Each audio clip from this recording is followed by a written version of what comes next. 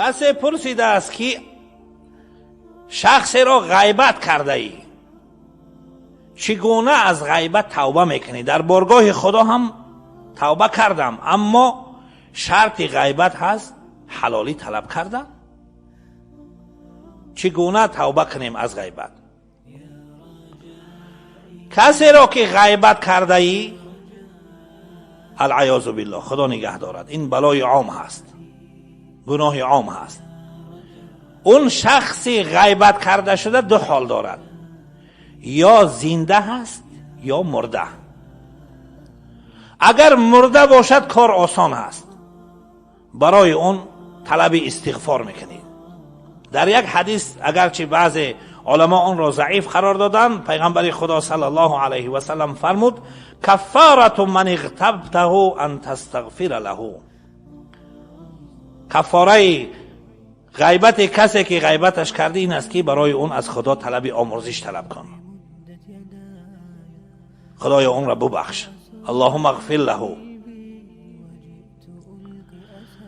اگر زنده باشد اون هم دو حال دارد، یا حاضر هست یا غائب.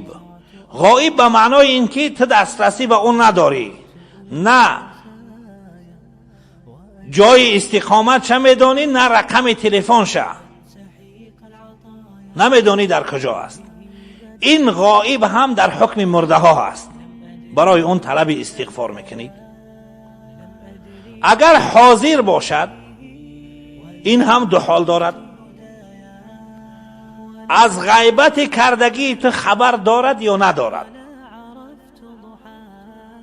اگر خبر داشته باشد شرطش همین هست که میروی بخشش میپرسی، حلالی طلب میکنی، تو را پهیل کند.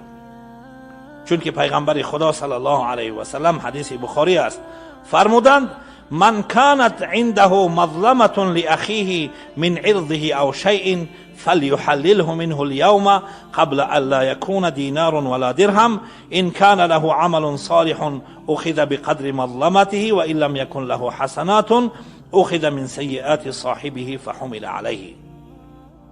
رسول الله صلی الله علیه و سلم فرمودند کسی برادرش را ظلم کرده باشد، در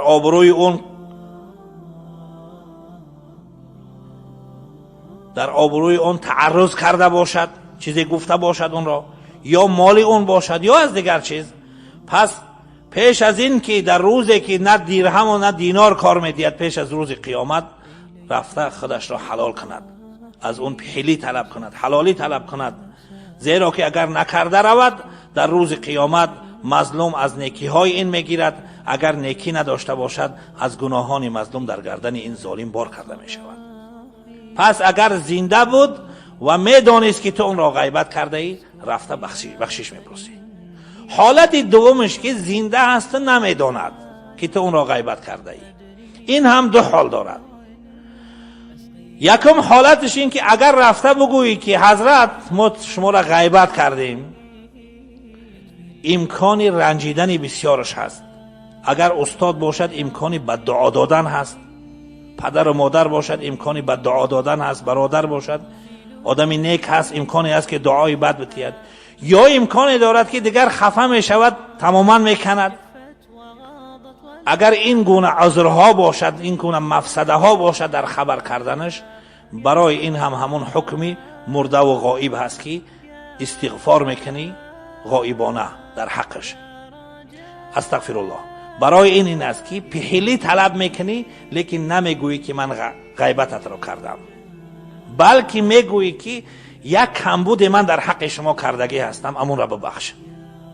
به طور عمومی یک کوتاهی نسبت به خودت کردم در نبودنت، اگه همون را از شما طلبی بخشش دارم. صورت دومش اگر میدونی که خفه نمیشود، خبرش بکنی که ما غیبتی را در فلان جا کردیم، ما را ببخش. این همین هست طرزی توبه کردن از غیبت. این یک حصه توبه هست، یعنی صاحب حق را راضی گردانیدن، از صاحب حق حلالی طلب کردن.